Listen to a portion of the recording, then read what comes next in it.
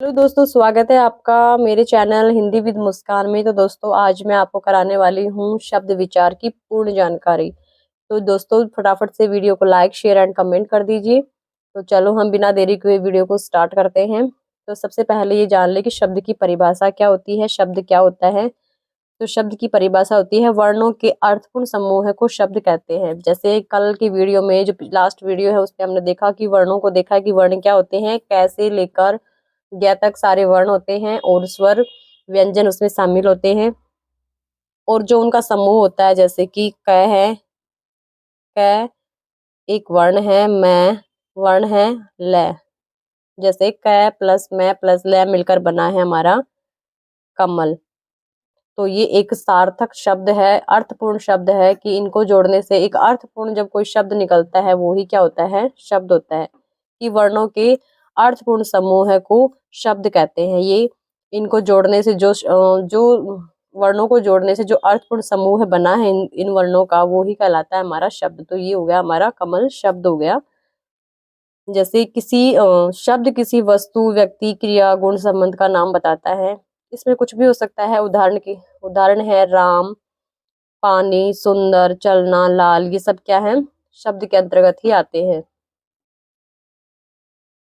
शब्द विचार की परिभाषा।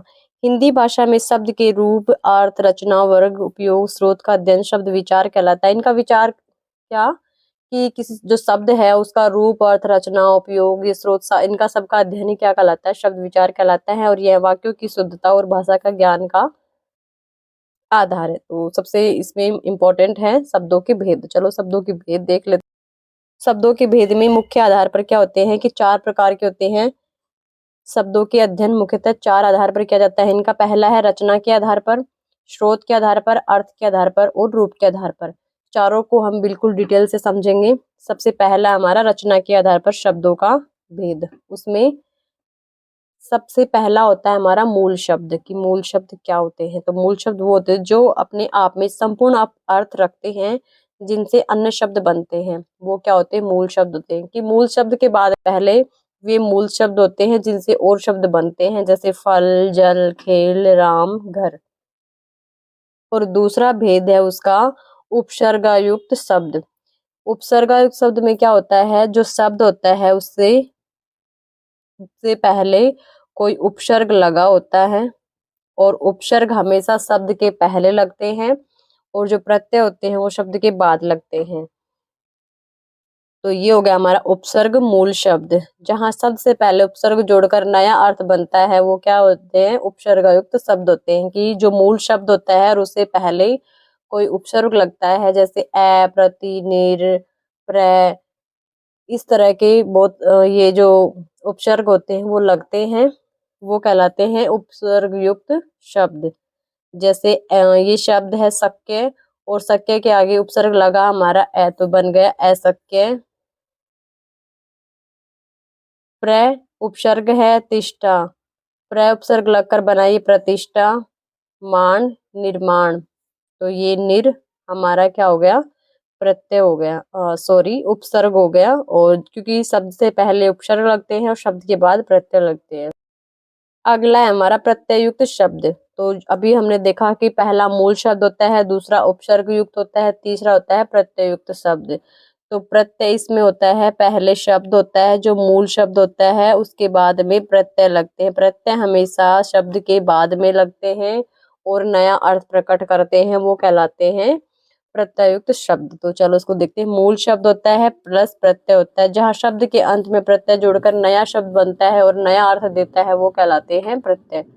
उदाहरण है जैसे लड़क प्लस ई। तो ई प्रत्यय है, ये प्रत्यय होता है, ता प्रत्यय होता है, ऐसे प्रत्यय होते हैं। तो ये लड़की बन गया, सुख ई सुखी, मित्रता मित्रता, मित्र से मित्रता बनी है, तो ये प्रत्यय जुड़ा है, इसमें ता प्रत्यय जुड़ा है।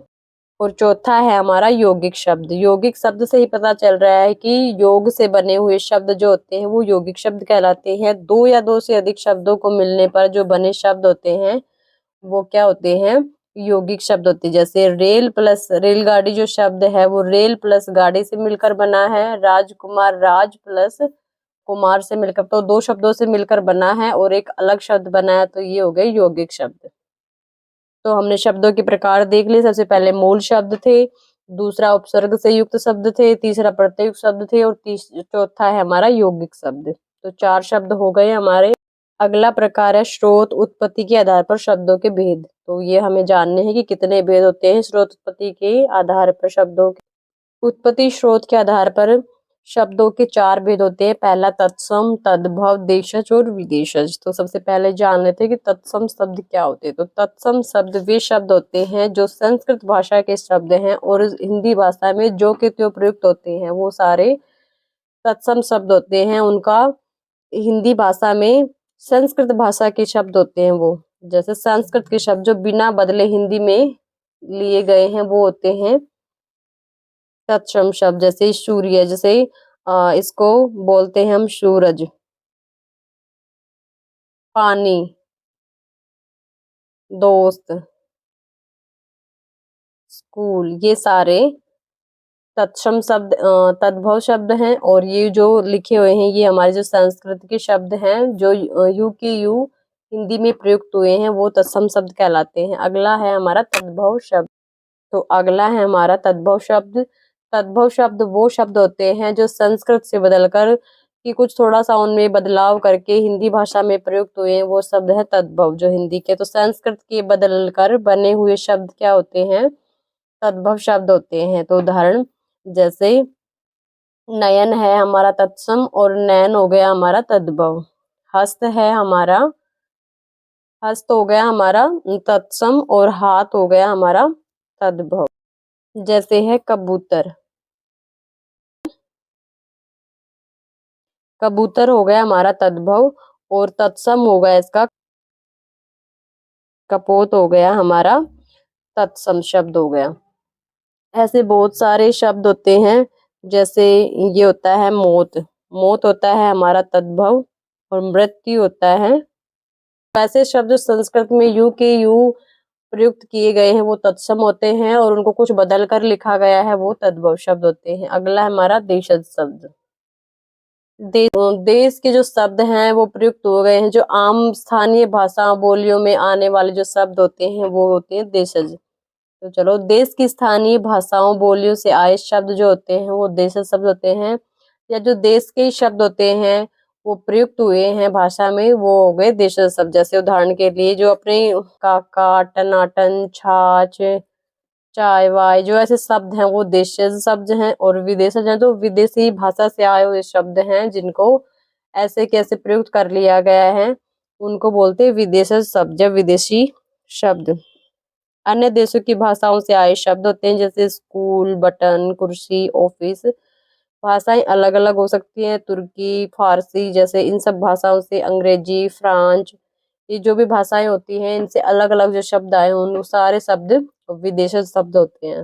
और तीसरा हमारा अर्थ के आधार पर शब्दों के भेद। अब अर्थ के आधार पर बताने हैं, दो दो भेद हमने देख लिए हैं। तीसरा है हमारा अर्थ के आधार पर। तो पहला है समानार्थक या पर्यायवाचिक शब्द, कि उस समानार्थी शब्द से पता चल रहा है कि उसके समान शब्द।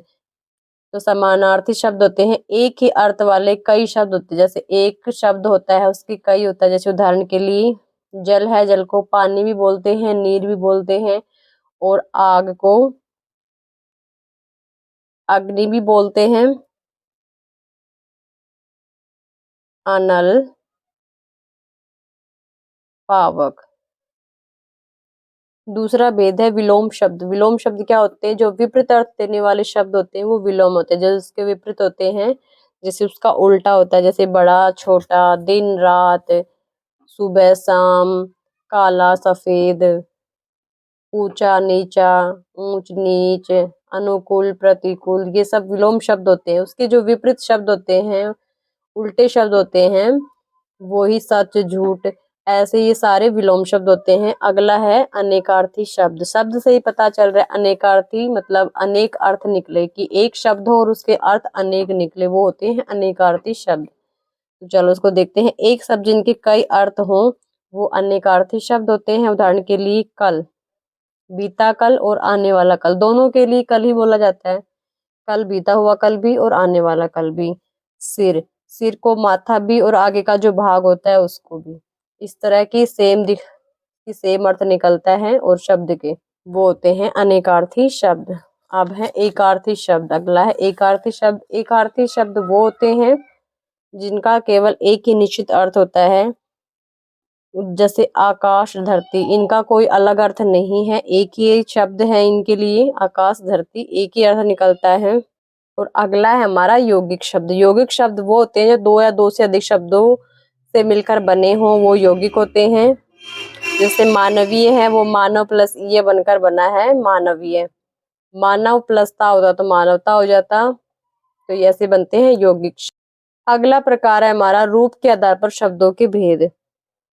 फोर्थ चौथा हमारा रूप के आधार पर शब्दों के भेद। तो पहले परिवर्तनीय और अपरिवर्तनीय दो प्रकार होते हैं। परिवर्तनीय देख लेते हैं, नाम से पता चल रहा है परिवर्तन मतलब बदलना।